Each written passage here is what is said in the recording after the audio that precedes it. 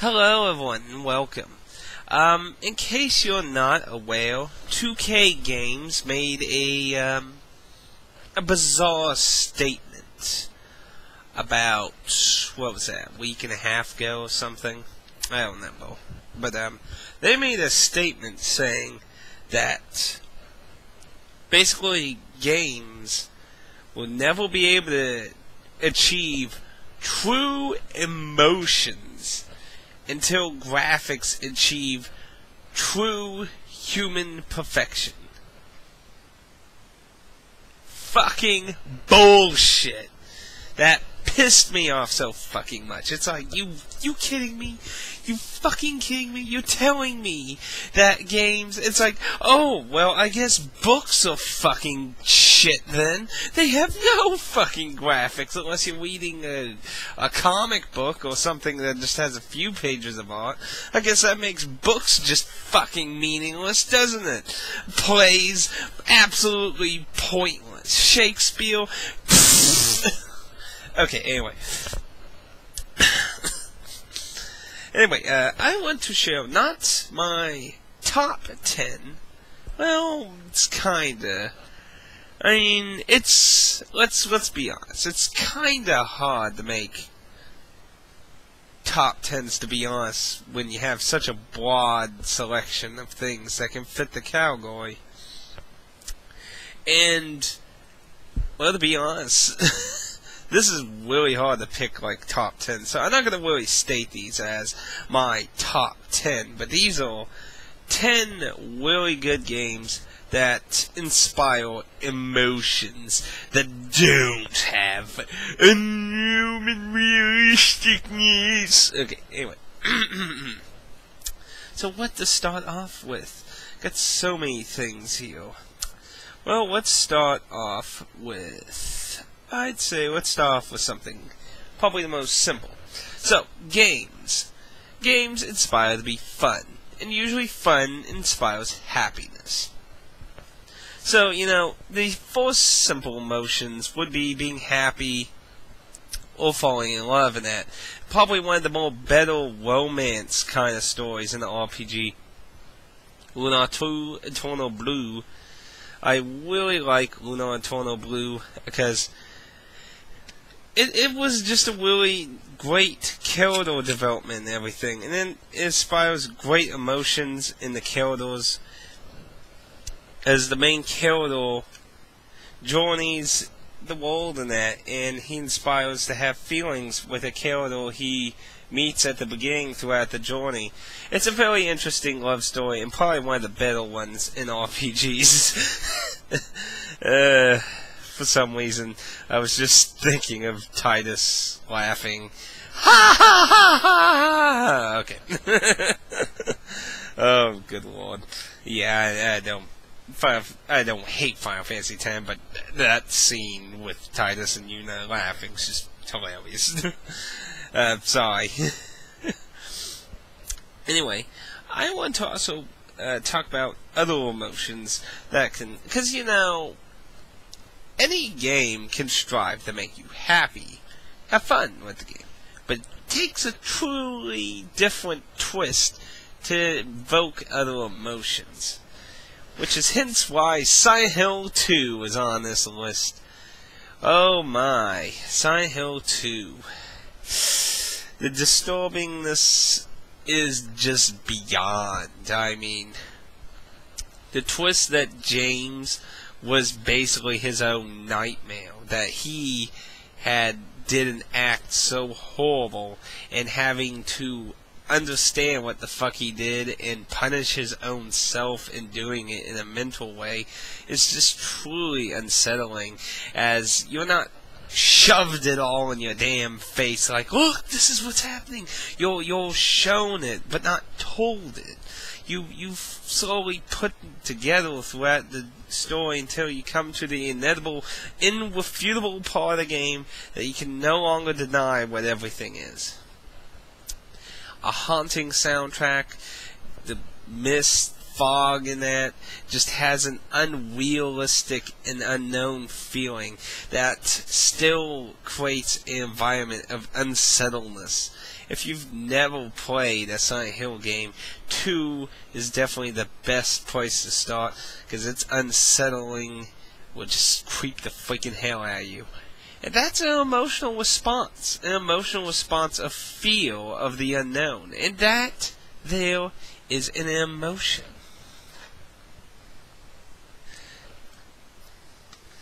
Now, in a similar state, now I know this is going to be shocking, right? It's only made half the lists I've done, but 9 hours, 9 persons, 9 doors. Yeah, shocking. It's on the list for basically the same word. You know, I was talking to John Tickle before in his comments of his review video for it, and you know, I get the idea he thinks I'm crazy when I said that I found the game incredibly scary and unsettling, actually. And I think that is a nice touch of real emotions in the game. And we're talking about just 2D flat imagery and shit. This is not high-tech 3D shit here. This ain't even last generation high-tech 3D shit. There's really no 3D in the game. It's just all 2D stuff and story dialogue, nevertheless, basically, with some puzzles. But it's truly unsettling. And, you know, I find it so scary that the more newer Silent Hill games being done by other companies now are not even that freaking scary. That game is scary as shit. And, you know, maybe that's just me, but that's an emotional... It evoked another emotional response.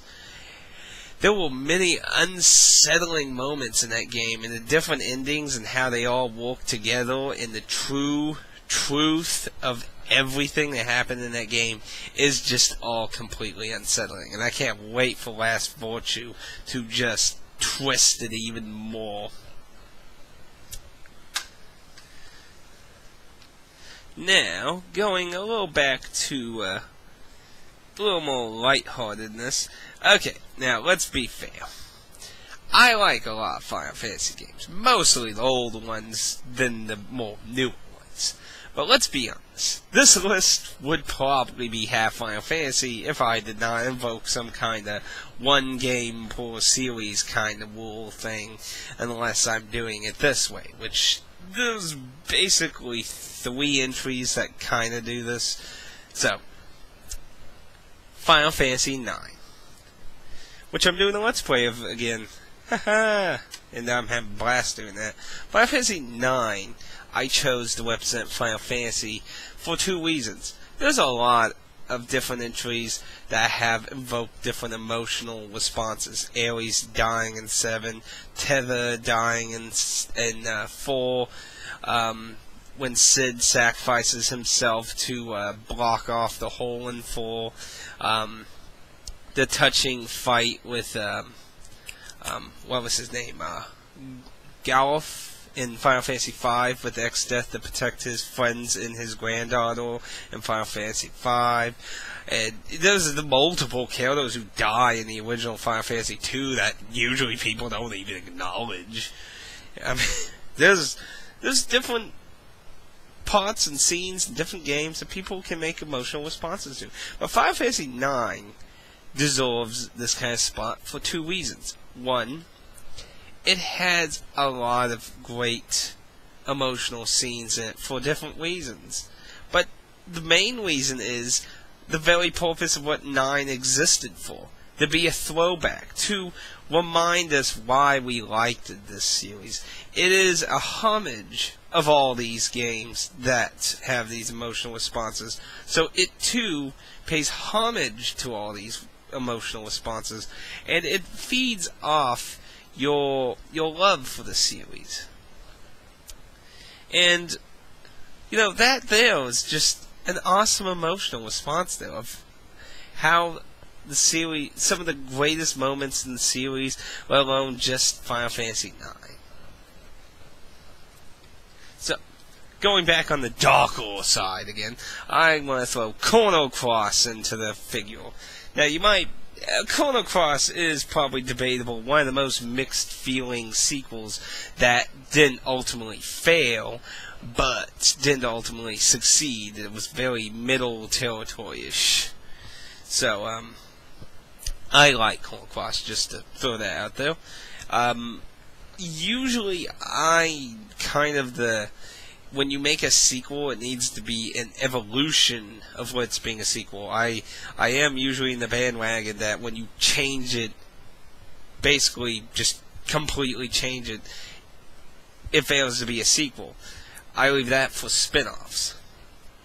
Spin-offs do the weird shit. But in Chrono Cross, it kind of worked in a way, because you see, Chrono Trigger was this happy, anime-ish, cartoon-like story of saving the world from a galactic alien that was basically using the planet as a food source.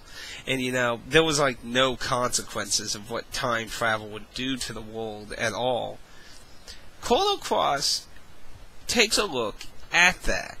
That's what Chrono Cross is. It's an investigation of the price that Chrono and his friends did to save their world's future. They may have saved it, but it caused a paradox, you could say. A lot of weird shit happened. And in that doing, Chrono Cross really takes a look at those consequences, in my opinion. It's a much more serious tone, with a little less silliness, to be honest. And I can see why people who dislike Chrono Cross dislike it for, but I really think it worked in Chrono Cross's favor.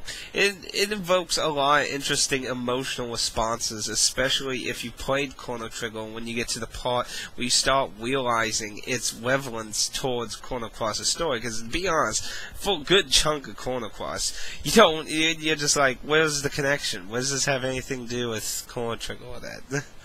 But when the dots start lining up, you start getting ideas of what's going on and just how, was it right or wrong for what they did? Was it right to just basically butt wait time to stop an inevitable future? These questions evoke, again, another emotional response. And let's be honest, Chrono Cross is some old PS1 graphics too. So, aren't you? Realistic human man. Not that looking good doesn't help at times. So let's go on to the second cheating game, which will be Shao Colossus and Ico. These two games invoke a very different emotional response, because, especially Ico, since Ico has so belittled text interaction through verbal ways, and the little that there is, most of the characters can't even understand each other. So now Shao Colossus has a lot more verbal interactions, but it features a lot of the similar subtleties of Ico. Being in a very lonely environment with so little, well, in Ico you only have one person with you in this strange castle and you don't know what the hell is going on. And in Shao Colossus you have your horse Agro along with your goal, which is to bring this person, whether it be a lover or sister or family member of some other caliber or something, or just your really good freaking friend, back to life. The goals that are set in these games and how you interact with your characters with you and that, it evokes a very interesting emotion. Because in today's society, movies, media, games and that, the subtlety that these games brought is something that's dying. It's like, I liked the Dark Knight movie, but ultimately my biggest complaint about the Dark Knight movie was that Alfred was this entity that had to spew forth everything in the plot, like, and in case you're a stupid moron, here's everything to get you caught up with the movie. It's like, in case you can't think. It's like, that one aspect of the Dark Knight, Batman the Dark Knight, I just hated it. I just hated how they used Alfred like that. But the subtlety of just interactions, visuals, and seeing characters struggle, I mean, Ico is an awesome contrast of how two characters with same goal who can't even verbally talk to each other because they don't even know each other's languages or say on a goal, while leaving a little mysteriousness about them, because obviously they don't know who the hell they are. They just want to get the hell out. So it's a very interesting emotional feeling of strange and unknown now. Now, I bet a lot of people ain't going to be surprised at this, because actually someone in one of my last update video, when I was talking about next games that users could vote for my next Let's Play, viewer choice one, he told me he's starting to get the idea that I talk about this game too much, but I can't help it. I love Lufia 2, the Rise of the Sinistrals. The DS game gets me tongue-tied nowadays. I just love Lufia 2 on the Super Nintendo. It still remains and fascinates me as one of my most favorite RPGs. But it also evoked a lot of interesting things for even just RPGs in general. Like, how many RPGs can you think off the top of your head where the main character marries someone? Try to do 5. Try to think of 5. It's like, no, it's like usually what happens is they get killed or tore up or stuff like that for emotional responses of a sad variety, which is not a horrible form of emotion, obviously. You know, that's touching you in a different way. But I thought there was a lot of cheery, happy moments, but there are also sad moments too. But overall, especially the end. If you know anything about the Lufia series, the first Lufia game takes place after Lufia 2, but the very beginning of Lufia 1, you actually play as the party characters interacting the end of Lufia 2. However, there's an interesting scene that doesn't exist in Lufia 1, because you could take it that Audie and Guy, who escape, because Audie has the escape spell, but Maxim and Celine get left behind because they're too far away to be affected by the spell, and the bridge is separating them. From their perspective, they took what they knew out with them, and that became what was known in the world. But the events that happened after were unknown. And after all, in Lufia 2, you play as Maximum, and you get to interact in those events. In a final stretch, the Sinistrals decide that they will enact one more act and destroy the town where your son is. And in his final moments, he spends struggling trying to stop Doom Island on a collision course for Celine's hometown and their child, to hopefully divert it into a different direction that won't harm anyone. Which sets up the events of Lufia 1 there. But Lufia 2 is a very positive game I mean, it has sad moments, but overall, it's not. There ain't tons of negative death and everything everywhere, though there are those scenes. But that evoked a lot of good feelings in that, along with some sad ones, especially in the end, because, you know, in the end, let's be honest, Maximum and Celine die at the very end of Lufia 2. They're dead, they're gone. They'll never see their child again, they die. But anyway, moving on to a game that has a lot more emotional variety. Happy, sad, sorrow, death. Dragon Quest. Oh, did that just kind of... Sorry. I'm not sure if that kind of just lagged frames though. But anyway, Dragon Quest 8. Journey of the Cursed King in America, and I think in Europe it was the first Dragon Quest game, at least officially in Europe, wasn't it? And it just went by Dragon Quest, I think, though. Not 100% on that. But anyway, just wow. There's a lot of sad, happy, awesome moments throughout the entire journey of Dragon Quest 8. It's one of the greatest RPGs fucking crafted, I tell you.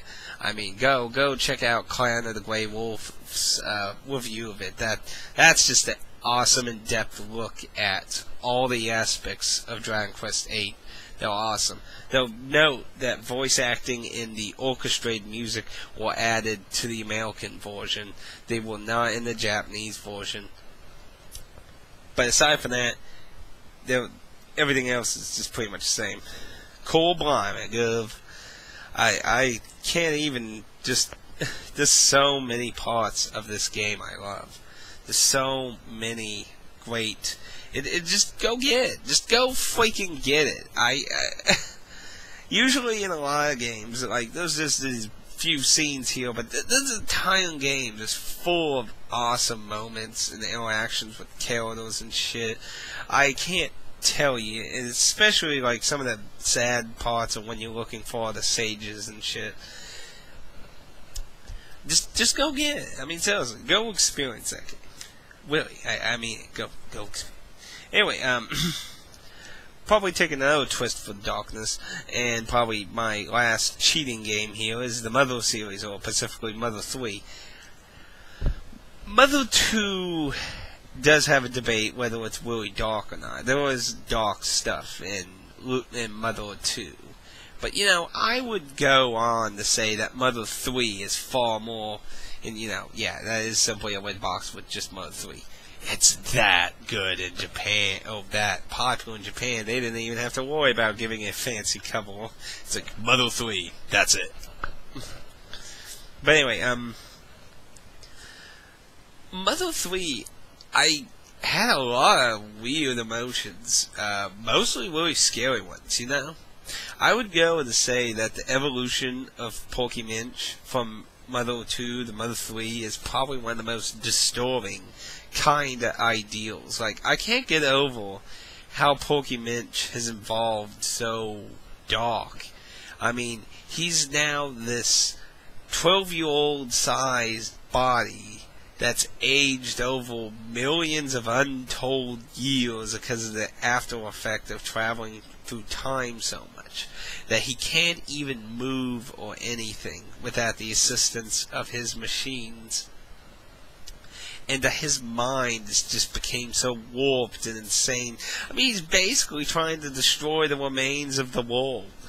What left after the apocalypse had already happened. It's like, he's gone dementally insane.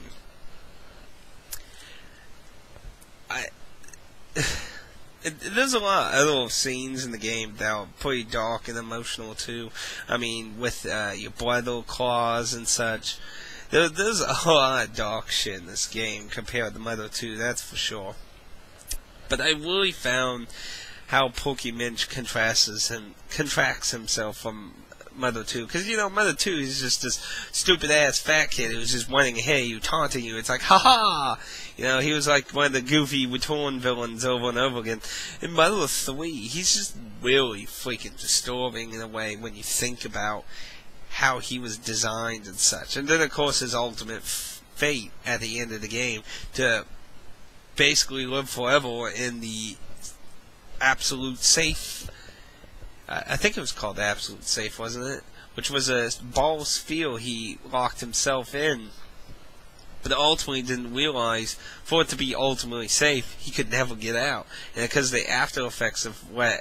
Because basically in Mother 3, it'll go on with the time travel theory that basically time travel fucks with your body. He massively aged to a point where apparently he can't actually physically die anymore. So he's basically eternally trapped in a ball he can never get out of. Sucks to be you, Porky Minch. And of course, we're talking about a 2D game with the graphical equivalence of a Super Nintendo. So, yeah. Now, the last one. Now, while all these games I have beaten, this one I have not. But I know the end. Well, actually, I know the entire story, and I do want to actually do a Let's Play of it, because I haven't legitimately beat it myself, but I couldn't help it. I did watch H.C. Bailey's Let's Play of Way into Historia, and my goodness, is this an awesome game. This game is awesome, and I really liked it when I played it. I just never got around to completely finishing it, and the true ending is just this awesome emotional feeling. Hess has to be one of the most awesome, newish villains in an RPG in a long time. Like, you know, a lot of times we got these angsty villains who just want to destroy the whole world for no real fucking reason or any real point. But, you know, it was interesting how initially, basically, he wants to destroy the world too, but his reasons are more presented and understandable. But it's his ultimate decision to take a 160 from that, the 960. I just ruined that phrase. His total mind to change what he ultimately wanted to do for the one thing he cared about in the world. Now, it's hard to really express this scene without watching it. You know, here's the best way to watch it. This, of course, if you don't care about spoiling it. Go H.C. Bailey's Let's Play. Hell, I'll just put in the description. If you want to see this scene and you don't care about ruining the ending of that, go check out this scene. It's awesome. Well, yeah, I mean, you probably won't get the full scope of it unless you played or watched the whole thing, but this is an awesome game. But I love how this scene plays out, and it, even now, just sticks in my head. It's a really awesome emotional scene of sacrifice. Sacrifice, you know, a lot of games, you know, play the sacrifice, you know, sacrifice is bad, you know.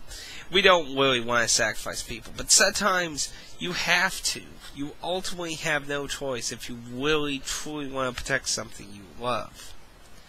And that's what way into Historia's overall goal of its story is about, sacrifice.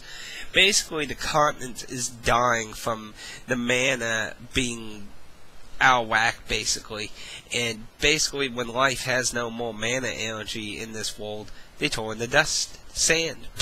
They dry up and turn into a pile of sand. And basically, a sacrifice has to be done to rebalance mana in the world. And that's what the whole story is leading up to, is this ultimate choice of sacrifice. They have no idea of anything else they can do, and it's the only thing that could possibly save the continent right now, because there's no more time. The time is up. You know, we could do it and then investigate, but there's no more time in looking for an alternate means of saving everyone. It's sacrifice or die. And while the villain wants the world to die, but he has an overarching goal on top of that. He wants to share his personal pain with someone he truly cares about. The only person he really cares about in the entire world that he feels that used him and you, the main character. The main character is essentially, let's see, if I remember correctly, he was brothers with your father, so that would make him your uncle. You're the only thing he cared about in this world, and he wanted to share you the pain of being a sacrifice, because he was originally supposed to be the sacrifice for the world, and he considered the world completely ungrateful, because all they did was, you know, sit back and enjoy while other people die for them to live on. But, you know, he wanted him to experience these things, but instead, he gave him reason. The main character creates his reason to sacrifice himself for the world. Love, friends, eternal friendship. People who have sacrificed their own lives and things to save what they care about. The peace, the other races on the island. These things he felt was a world worth sacrificing for. And it's at this moment that the villain realizes that the one thing he truly loves in this world is truly hell-bent on dying for the world he truly feels is worth sacrificing his life for. And instead, he chooses to let the one thing he loves in this world to live a life in a world that he wants him to have. The main character is spared the sacrifice as the main villain becomes the sacrifice and dies, allowing the world to live on. that's a really emotional scene now, to be honest. I mean, there's been lots of characters who sacrificed, who died. There's Legend of Dragoon, Final Fantasy 4, Final Fantasy 5, Final Fantasy 7. I mean, there's a ton of characters who've died. Like, it's like, you got Ultima 7, you got the paladin of the Avatar's best friend dies, sacrifices his entire soul to save all universes. There's lots of. This is an awesome scene, everyone experiences different scenes, different ways, and they have their own interpretations. The Spooning one, obviously, he really thought the scene with the Avatar's friend sacrificing himself was, and I could see, everyone experiences emotional scenes differently in that, so. I can't wait to get that scene myself. I'm still playing Ultima 1. I got a long ways to go. But anyway, that's the 10 games I wished to share there. I've chose throughout my collection to share just random emotional parts. There are some games that, like Neo, I was going to actually talk about, but I've always talked about Neo before. So I thought that one could sit on the side. I wanted to put in some other stuff in here. And originally I was set on, hell-bent on this goal of the top 10 best emotional scenes, but ultimately that became so freaking mind-blowing trying to fight out. It's like, okay, which scene, this one counts, that one better music, but this one had better dialogue, and it's just. Was really hard, so I'm not going to really label this the top 10, like I said. These are just some of my personal favorite emotional scenes. And by the way, 2K games, fuck you. Oh, by the way, Borderlands, you fucking glitches can go suck it. Yeah, Borderlands, I experienced a horrible bug with Borderlands, but that's a whole nother story. But anyway, you can go and suck in your realistic ass graphics and shit and can go fuck it. So, yeah. So anyway, I hope you enjoyed my picks, and I'd love for you to share anything you want, on any of the choices I picked or games you personally really loved and would basically tell 2K games to go screw themselves, because screw you, yeah. Actually, I want just one thing. Now, this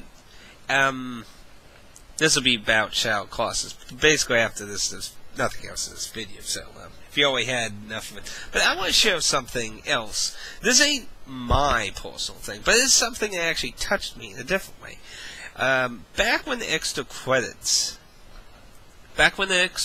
did a video about video game addiction, the second part invoked a topic of people to share, intimate things and sad moments and stuff about the topic.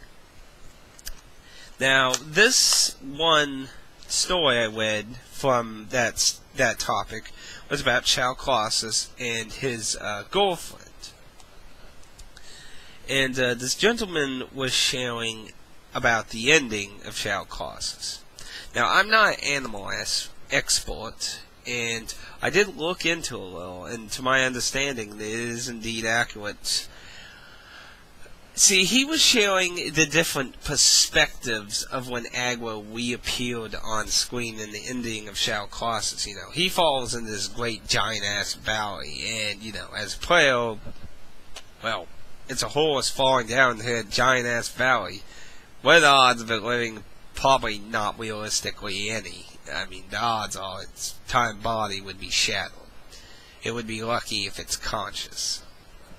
But in the ending of the game, Agua stumbles into the scene, and, I've never really thought about it before, but, he shared how he was, happy. Agua's alive, he's alive, he didn't die. And his girlfriend's sitting there with him, and she's crying, and she's sad. But why is she crying? Apparently, now again, like I said, I'm no animal expert, especially with horses, but apparently a broken leg with a horse is usually incredibly hard to heal. Usually, apparently, when a horse breaks its leg, usually most people just put them out of misery. It's, to my understanding, it's incredibly hard to heal a horse's leg back, and usually it can't ever really be back the same. So, with this knowledge, she came to the assumption the odds are Agua will actually die anyway, because his leg is damaged. Now, of course, realistically, that would be the case, but this is a video game, so maybe the designers didn't have that in mind, but on another note, maybe they did. That's an interesting difference of perspective, you know. I found that a very interesting moment, because, you know, realistically, you can take it that way, that Agua may not live long enough, because, you know, let's be realistic. Even if the girl took care of the horse and the baby for the rest of their lives of that, how is she going to do it? They're in the middle of nowhere with no other form of life for that, and she's by herself to have to take care of a baby and a crippled horse. Realistically, the odds are Agua is probably going to die that way. But again, that's an opinion of how the game designers may want you to interpret.